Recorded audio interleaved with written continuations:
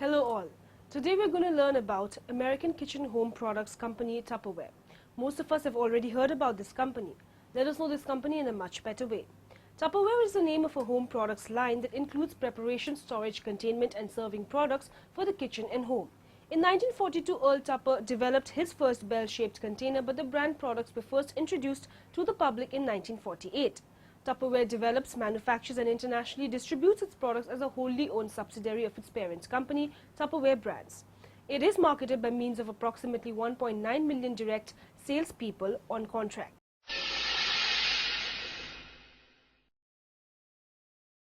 Tupperware was developed in 1946 by Earl Silas Tupper in Leominster, Massachusetts. He developed plastic containers used in households to contain food and keep it airtight. The once patented burping seal is a famous aspect of Tupperware which distinguished it from competitors. Earl Tupper invented the plastic for Tupperware already in 1938, but the product only worked with the emergence of the seal through presentation in a party setting. In 1949, Tupper Seal introduced Wondelier Bowl that gave a start to a revolutionary range of kitchen utensils. Tupperware pioneered the direct marketing strategy made famous by the Tupperware Party.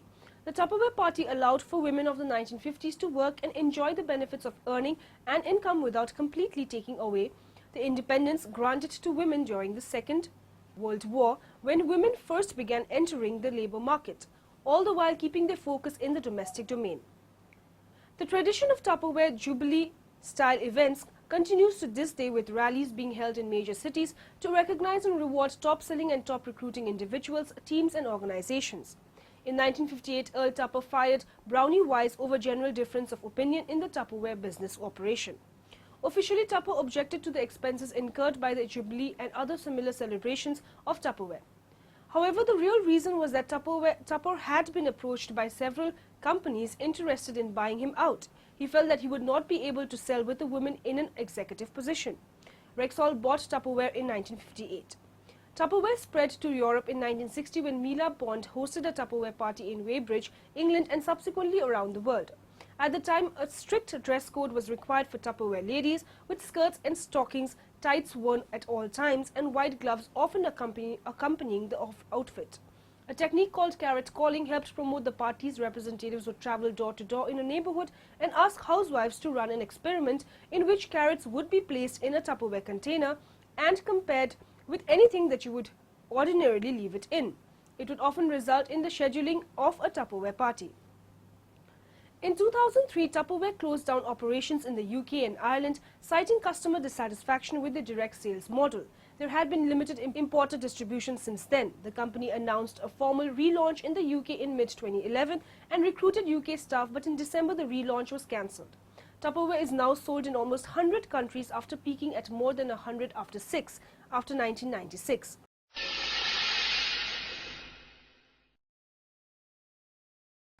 Tupperware is still sold mostly through a party plan with rewards for host. A Tupperware party is run by a Tupperware consultant for a host who invites friends and neighbors into his or her home to see the product line. Tupperware hosts are rewarded with free products based on the level of sales made at their party. Parties also take places in workplaces, schools and other community groups. In most countries, Tupperware's sales force is organized in a tiered structure with consultants at the bottom, managers and star managers over them, and next various levels of directors with legacy executive directors at the top level. In recent years, Tupperware has done away with distributorships in the United States. This has allowed Tupperware more flexibility and more generous commission and rewards for their consultants. In recent years, Tupperware in North America has moved to a new business model which includes more emphasis on direct marketing channels and eliminated its dependency on authorized distributorships. This transition included selling through Target stores in the US and superstores in Canada, with disappointing results. Tupperware states this hurt direct sales. In countries with a strong focus on marketing through parties such as Germany, Australia and New Zealand, Tupperware's market share and profitability continue to decline. In many countries, Tupperware products come with a lifetime guarantee. In India, there are some restrictions on the lifetime guarantee clause. In the UK, Ireland, the guarantee is 10 years. The company is best known for its plastic bowls and storage containers. However, in recent years, it has branched out into stainless steel cookware, fine cutlery, chef's knives and other kitchen gadgets. After experiencing a slump in sales and public image in the mid-1990s, the company created several new product lines to attract a younger market.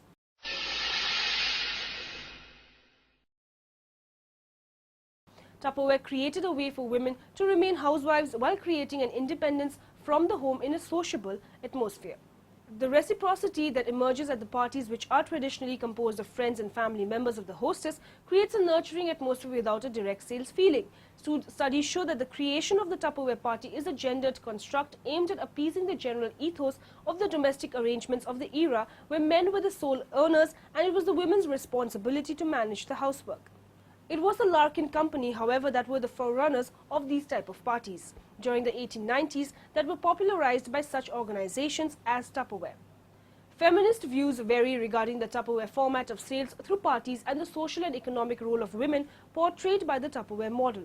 Opposing views state that the intended gendered product and selling campaign further domesticates women and keep their predominant focus on homemaking. The positive feminist views consider that Tupperware provided work for women who were pregnant or otherwise not guaranteed their position at work due to the unequal gender laws in the workplace. The company promoted the betterment of women and the endless opportunities Tupperware offered to women, whereas the negative view includes the restriction of women to the domestic sphere and limiting the real separation between running the household and a career. The emergence of Tupperware on the American market created a new kind of opportunity to an entirely underrepresented labor demographic, women and especially suburban housewives, which subsequently facilitated the calls for equal rights between men and women in the workplace. So we got to know about the various aspects of Tupperware. We went through the company's history to its present day scenario. Hope the information was useful and have a good day.